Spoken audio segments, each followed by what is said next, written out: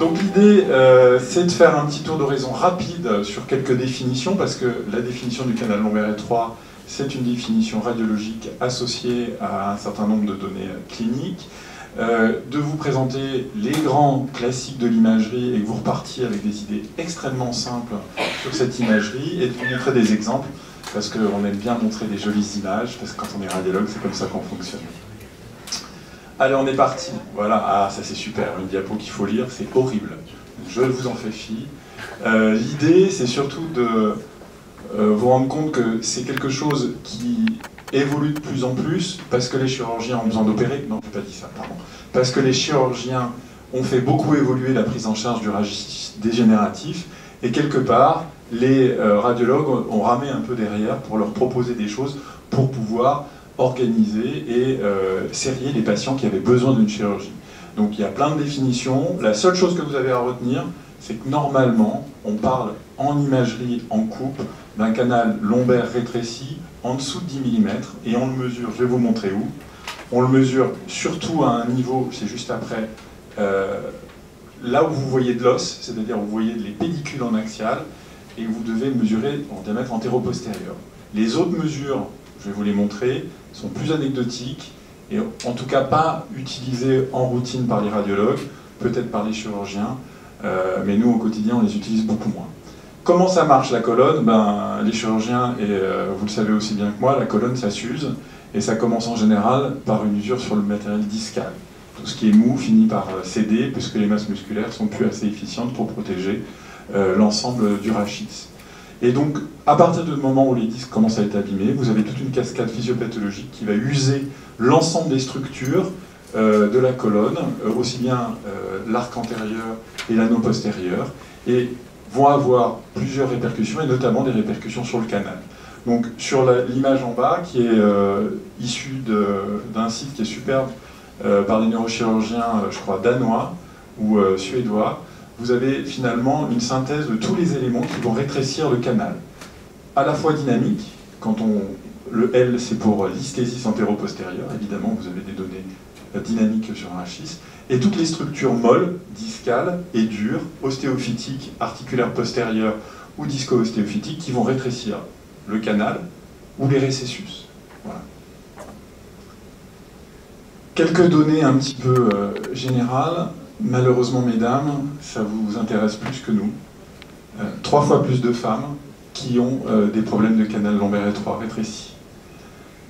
On a une prévalence sur un certain nombre d'étages, et s'il faut retenir qu'un étage, c'est l'étage L4, L5, évidemment, statistiquement, et en dehors des problématiques statiques, spondylolisthésis et anomalies de charnière. Aujourd'hui, passé 60 ans, si on faisait que de l'imagerie à tout le monde, c'est 30% des gens qui ont un canal en dessous de 10 mm. C'est énorme. Mais heureusement, il n'y a que 5 à 8% des patients qui ont une symptomatologie qui nécessite une prise en charge. Ça veut dire que quoi qu'il arrive, quand on vous donne des mesures, des grandes classifications et des principes qu'on a figés en 2023 pour dire quelque chose, on se doute qu'en fait la norme, elle n'est pas tout à fait là où on l'attend, et ce qui est important, c'est pas de donner des normes. Donc nous, on donne de moins en moins de chiffres aux patients, parce que les patients maintenant cherchent sur Internet énormément, ils disent « Ah, mon radiologue m'a dit j'ai 8 mm, vous vous rendez compte, ça y est, c'est bon, il faut m'opérer, je vais aller voir le docteur Grelat, ça va être, je ne sais pas comment on va faire, mais il va vous sauver, ne vous inquiétez pas, et tout va bien se passer. » Donc sur ces patients qui nécessitent potentiellement une chirurgie, potentiellement une prise en charge, pardon, quant à la douleur, il apparaît intéressant d'avoir un certain nombre d'ABAC et de mesures, là pour le coup, pour savoir à quel moment, justement, il faut déclencher la foudre ou pas. Alors, les mesures. Voilà quelques images assez claires. Vous voyez ou pas? Oui, non, je n'ai pas le droit de vous poser de questions, pardon, excusez-moi, je recommence. Vous ne voyez peut-être pas l'image, mais on voit très nettement sur une coupe sagittale en IRM la disparition de ce qu'on appelle le liquide céphalorachidien autour des racines, qui signe en général, de façon assez formelle, un rétrécissement du canal. Alors j'ai trouvé dans la littérature des choses assez intéressantes qui permettent uniquement sur des données cliniques et on va dire épidémiologiques d'orienter sur un canal lombaire étroit. C'est des scores qui sont faits par les Suisses qui adorent le canal lombaire étroit. Alors, je ne sais pas pourquoi les Suisses, peut-être parce qu'on vieillit plus en Suisse, je n'en sais rien. En tout cas, ils ont fait énormément d'études pour avoir des scorings, pour leur permettre de se donner un peu plus d'abac clinique pour déclencher un certain nombre de stratégies d'imagerie, diagnostic, puis de prise en charge. Donc si on retient quelque chose, finalement, c'est une symptomatologie assez simple que tout le monde connaît. C'est des douleurs qui irradient dans les jambes, chez quelqu'un qui a plutôt plus de 50 ans, et qui s'améliore quand il s'assoit. Okay. À la différence d'une symptomatologie qui peut y ressembler, c'est la symptomatologie vasculaire qui va avoir pas tendance à s'arrêter quand on s'assoit et qui va se majorer quand on est un peu essoufflé et qu'on monte en pente. Donc souvent, on travaille avec beaucoup de chirurgiens vasculaires et d'angiologues qui nous envoient des patients pour diagnostiquer le diagnostic différentiel classique de la claudication vasculaire, qui est le canal lombaire étroit en imagerie, pour dire effectivement, il y a un rétrécissement canalaire, on donnera plutôt suite vers les neurochirurgiens que vers les chirurgiens vasculaires. Alors toutes les données, je ne m'arrête pas sur les diapos que je vous lis, vous les aurez. Donc quelque part, l'objet c'est que vous ayez un support pour chercher de l'information et plutôt que je vous donne quelques tips sur ce canal lombaire étroit. Donc vous voyez, la façon de mesurer, c'est assez standardisé. Sur un scanner, c'est un peu plus facile parce qu'on voit mieux l'os, mais évidemment, on voit moins les racines et donc on fait attention à ce qu'on dit. C'est pour ça que la mesure est au niveau de l'anneau osseux, okay, alors qu'évidemment, un rétrécissement canalaire, ça peut être tout sauf l'os qui rétrécit complètement le canal. Donc, vous voyez déjà qu'on a un petit sujet, mesurer 10 mm uniquement dans l'os, alors que le rétrécissement peut être dû uniquement au matériel discal en dessous de l'anneau osseux, et que le rétrécissement est véritablement pathologique, on a déjà des limites dans nos définitions. Il y a beaucoup d'études qui ont été faites sur la surface des canaux, et aujourd'hui on est capable de mesurer de façon assez fine la surface d'un canal. Il s'avère qu'en fait, c'est absolument pas reproductible parce que si vous voulez, la courbe de Gauss de distribution des surfaces est complètement hallucinante, c'est-à-dire que les gens n'ont pas de symptomatologie, qu'on soit en dessous de ce qu'on attend normalement, c'est-à-dire 75 mm² jusqu'à 350 mm². Donc en fait, on a des gens qui ont toutes les surfaces de canal et on n'est absolument pas capable de préjuger que cette surface de canal va être pathologique, c'est-à-dire parler sur le plan clinique. Un Suisse a fait des choses qui nous paraissaient, nous, radiologues, extrêmement intéressantes. À partir des données d'IRM, ils ont classifié ce qui leur semblait le plus pertinent pour parler de ces rétrécissements, indépendamment des mesures. Et c'est là où je veux vous amener, c'est que des mesures, c'est bien quand on parle en scanner, puisque vous comprenez que ces données de classification, puisqu'il faut voir les radiculocèles et toutes les petits nerfs, vous ne pouvez pas les voir en scanner. Ces données d'IRM nous permettent d'avoir une classification qui est beaucoup plus fine et qui est beaucoup plus impactante quelque part pour parler avec nos collègues chirurgiens ou nos autres collègues rhumatologues et médecins physiques. L'idée, plus la lettre, la note est mauvaise, plus le canal est étroit. Voilà, c'est assez simple. Quand vous commencez à ne plus voir quelque chose de blanc en IRM autour de vos racines, il commence à y avoir un souci. Alors il y a des pièges évidemment, parce qu'en IRM, il y a plusieurs choses qui sont blanches sur les séquences dont je vais vous parler après. Mais en tout cas, si vous regardez autour de ces petites racines où il doit y avoir normalement du liquide, donc du blanc, sur les séquences qu'on appelle T2, vous n'avez pas de rétrécissement canalaire. Quand vous commencez à avoir ce blanc qui disparaît, attention. Okay, donc, en général, nous, on voit les gens qui sont surtout en C et D, un peu en B, et on parle à aucun moment de sténose quand on est sur toute la classification A, qui présente essentiellement un intérêt pour les radiologues pour se faire mousser parce qu'ils connaissent une classification. Ce qui est vachement intéressant, c'est, je vous parlais des surfaces, c'est qu'ils ont corrélé les surfaces avec ces degrés de sévérité des rétrécissements canalaires. Et vous voyez qu'en fait, le cut intéresse quasiment tous les types de distribution des racines et de rétrécissement fonctionnel potentiel sur les données IRM. Donc la surface, c'est quelque chose, quelque part, qu'il faut quasiment abandonner. C'est fait dans certaines études parce que ça peut être automatisé par une IA qui est capable d'analyser toutes les surfaces possibles et imaginables, mais stricto sensu, d'un point de vue clinique et gestion du patient, ça n'a aucun intérêt. Enfin, c'est mon point de vue. Alors, pour l'imagerie, qu'est-ce qu'on fait en imagerie? Alors, pour le rachis lombaire, c'est un pourvoyeur énorme d'imagerie, aussi bien d'imagerie radiographique classique que d'imagerie en coupe, voire de quelques imageries un peu invasives. L'idée, c'est que vous repartiez avec une idée simple. Quand vous avez un problème de canal lombaire étroit, donc c'est-à-dire une symptomatologie qui oriente vers un canal lombaire étroit, les radios, même si ici on aime bien faire des radios, n'auront pas d'intérêt pour avancer dans votre diagnostic. Vous aurez un intérêt pour la prise en charge éventuelle statique, puisque des radios standards, c'est en charge, que ça nous permet d'avoir une imagerie en charge, et c'est hyper important dans un certain nombre de cas, c'est-à-dire les cas de problématiques statiques, de spondylolisthésis et ce genre de choses. Mais pour confirmer un rétrécissement canalaire, même s'ils sont décrits depuis plusieurs dizaines d'années des petits signes hyper fins de pellicule courte, tout ce que vous voulez, sur des radios, à aucun moment on ne pourra confirmer un rétrécissement canalaire sur un bilan radiographique standard. Sauf évidemment les cas de spondylolisthésis.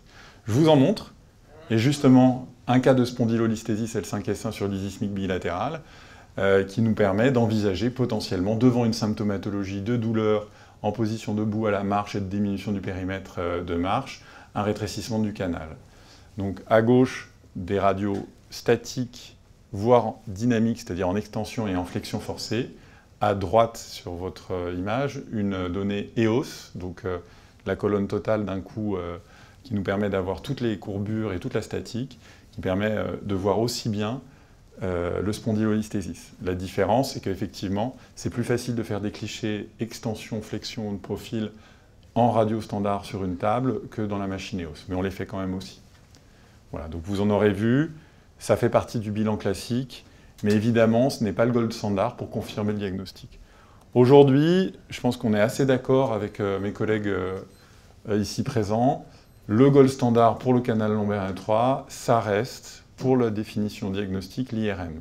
Comme je vous l'ai montré avec les nouvelles classifications SHISA, ça nous permet d'être extrêmement fin dans ce qu'on va donner comme information et de rechercher tout ce qui va majorer potentiellement ce canal lombaire, c'est-à-dire des pathologies inflammatoires surajoutées potentiellement, quand il y a de l'usure et des rétrécissements, qu'on va voir beaucoup plus difficilement en scanner. Le scanner est hyper pertinent parce qu'on voit très très bien l'os et que ça nous permet d'avoir une analyse extrêmement fine, mais ça ne nous permet pas d'analyser le contenu du canal et de voir ce qui se passe dans le canal. C'est beaucoup plus difficile de différencier, ne serait-ce que la graisse, le liquide, voire même un schwannome ou une lésion kystique en scanner. C'est possible, mais c'est difficile. Là, pour vous donner quelques images, vous avez des images qu'on appelle en pondération T2, ce que j'aimerais bien que vous reteniez. T2, les liquides sont en blanc, on va faire simple. T1, les liquides sont en noir. OK? Vous retenez ça, vous avez compris autant que mes collègues chirurgiens. Je les taquine, parce que je les aime beaucoup. L'idée, c'est qu'aujourd'hui, on est capable de faire des séquences extrêmement compliquées et on va tout vous embrouiller.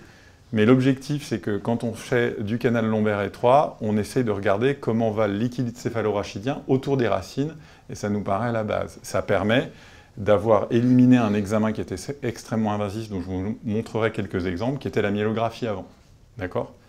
Donc ça nous permet d'avoir quand même beaucoup d'informations. Donc là, à gauche, vous voyez des rétrécissements étagés du canal, mais aussi des récessus de profil.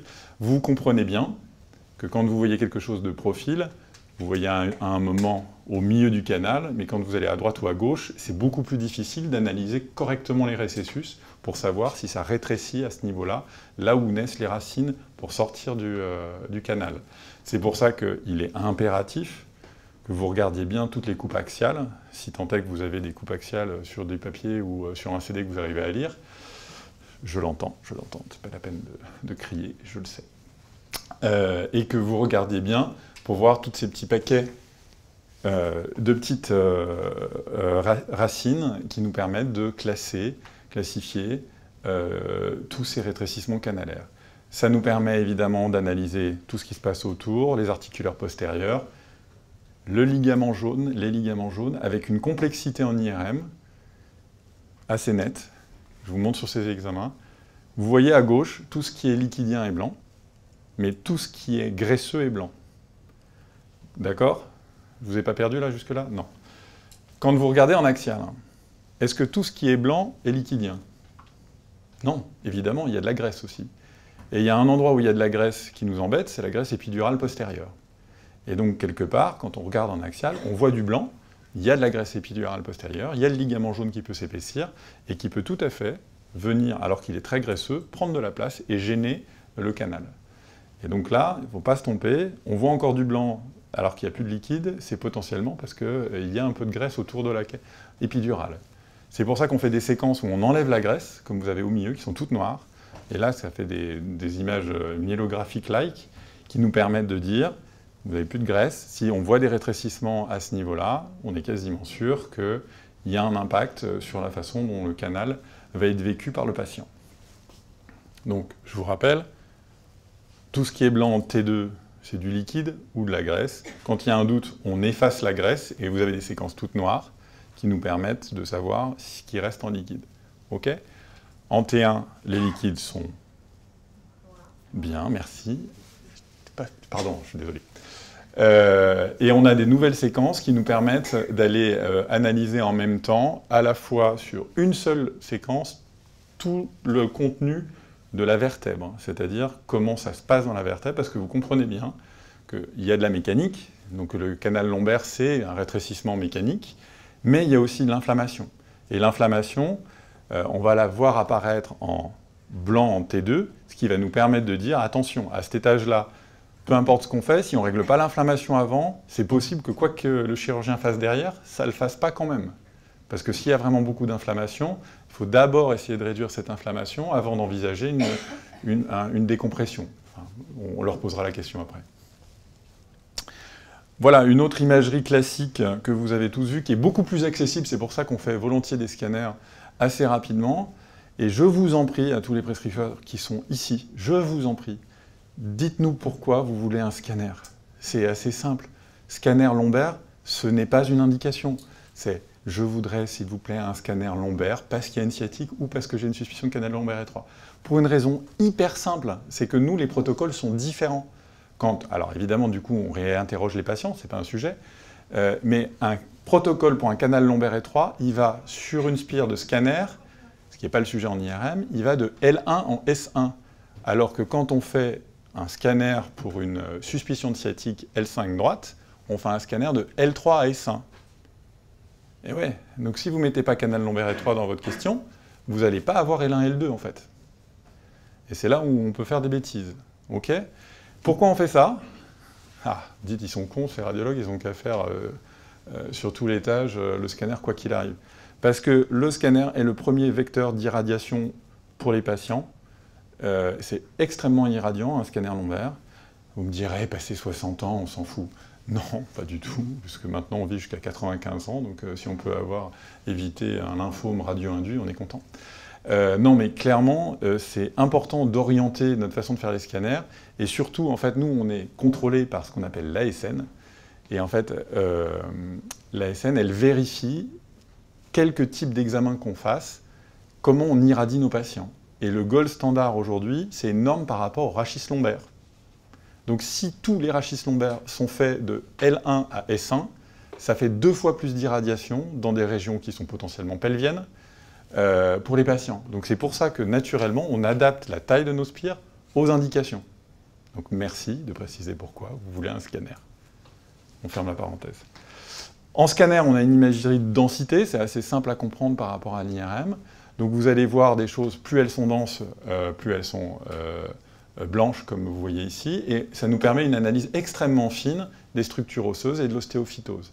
Par contre, vous voyez, quand on regarde en axial dans le canal, on n'arrive plus du tout à distinguer les petites radiculacelles. Donc ça perd une certaine quantité d'informations, ça en apporte d'autres, qui nous permettent d'orienter, et notamment, on voit beaucoup mieux les ligaments, enfin, on voit très bien les ligaments jaunes en scanner, et on voit très bien potentiellement les expansions ou kystiques ou ostéophytiques des articulaires postérieurs. On voit aussi très bien les masses musculaires, et ça nous permet aussi de donner des indications hyper qualitatives sur la qualité musculaire des patients sur les canaux lombaires étroits, qui est un vrai sujet, puisque dans les suites, ça va être finalement probablement un des facteurs pronostiques les plus intéressants pour savoir comment on récupère les jantes, les lombalgies et des douleurs sur les canaux lombaires. Je vous parle de cet examen que je pense vous n'avez pas souvent vu. On en fait encore quelques-uns pour quelques situations très particulières. Donc la myélographie, le myéloscanner, si on va plus loin, c'est un examen invasif. C'est un examen qui nécessite qu'on mette les patients en ambulatoire. Le matin, on les garde en général une matinée. C'est un examen qui nécessite qu'on fasse une ponction lombaire et qu'on évacue une certaine quantité du liquide céphalorachidien, puisqu'on va remplir le canal avec 10-15 ml de liquide iodé.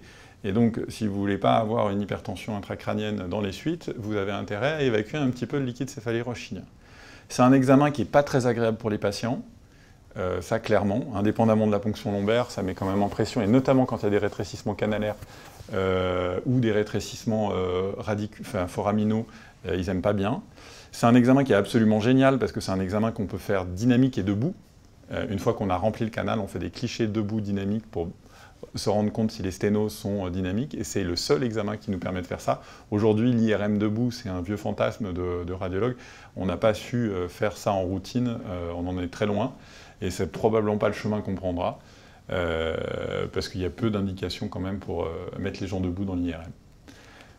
Quand on veut aller un peu plus loin de la myélographie, on fait des myéloscanners. Sur votre gauche, vous avez donc la myélographie, mais vue en scanner, qui nous permet d'avoir l'analyse à la fois du contenu et du contenant. Et c'est quelque part, vous avez les données IRM du contenu canalaire, en même temps que les données scanner du contenant osseux. Donc c'est un examen qui apporte énormément d'informations, mais qui a le coût d'être invasif et qui ne peut pas être fait en routine, évidemment. Aujourd'hui, pour vous donner un ordre d'idée, c'est un examen qu'on fait une fois par mois. Donc on en fait encore quelques-uns, et c'est uniquement nos collègues neurochirurgiens qui nous prescrivent ce type d'examen. Voilà. Alors, j'avais envie de vous parler de ça, parce que tout le monde en entend parler. Et tout à l'heure, mon cher collègue m'a dit, mais de toute façon, il va falloir un peu plus d'IA parce que vous avez beaucoup trop de boulot et que vous n'avancez pas, que ça vous fera du bien. Effectivement, on n'est pas encore Skynet, mais SpineNet est déjà là. Et la lecture de l'imagerie lombaire automatique par des IA qui apprennent toutes seules est déjà bien en piste, aux États-Unis et en Chine aussi, avec des études sur d'énormes cohortes et des capacités à faire du diagnostic de dingue. Mais j'en ai autant pour mes collègues chirurgiens, parce que pour la planification, ils ont les mêmes modules qui sont capables de dire « Monsieur le chirurgien, il faut opérer là et pas là ». Et ça, avec plus de finesse que les chirurgiens. Donc là, on va tous être au rencard, on est peinard. Jusqu'à ce que tu n'aies plus besoin d'ouvrir, parce que le robot le fera à ta place. Mais bon, c'est un autre sujet. Donc aujourd'hui, l'IA et l'imagerie lombaire, juste pour vous en donner une petite idée, ça va arriver, c'est sûr. On commence à interpréter de l'examen avec de l'IA sous-jacente. Ça veut dire que ça conforte ou analyse automatiquement un certain nombre de données. Vous comprenez que l'imagerie, d'une façon générale, ce ne sont que des maths, puisque soit c'est des rayons X et donc de l'absorption, soit des espaces de protons et de l'imagerie de protons, donc ce ne sont que des maths. Quelque part, les machines feront les maths beaucoup plus vite que nous et donnent des paramètres beaucoup plus fins que ce qu'on est capable d'analyser.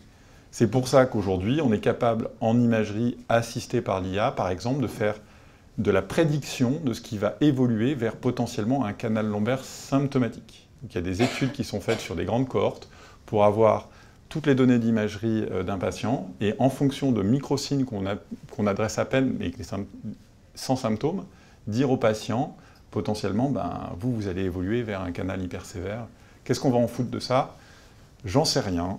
On laissera peut-être la génération d'après gérer ça, mais ça va nous poser quelques problèmes, parce que clairement, quand vous faites une IRM ou un scanner, notre sujet est plutôt de rassurer les gens et de leur dire « vous avez une symptomatologie, mais il n'y a rien de majeur sur votre imagerie », et quelque part, on en restera là, et surtout pas de les inquiéter.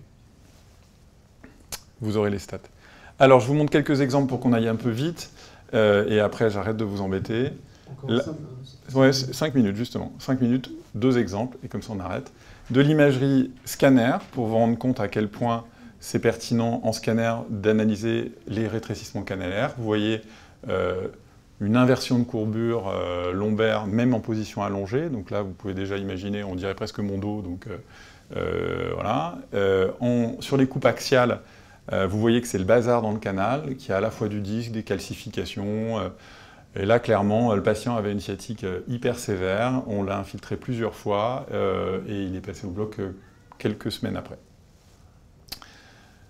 Alors là, c'est intéressant parce que le patient est hyper symptomatique, et quand je vous montre des coupes comme ça, en IRM, donc à gauche, le liquide est noir, c'est un T1, et tout le reste, c'est du T2, puisque le liquide est blanc, ou faisant fonction de T2, peu importe.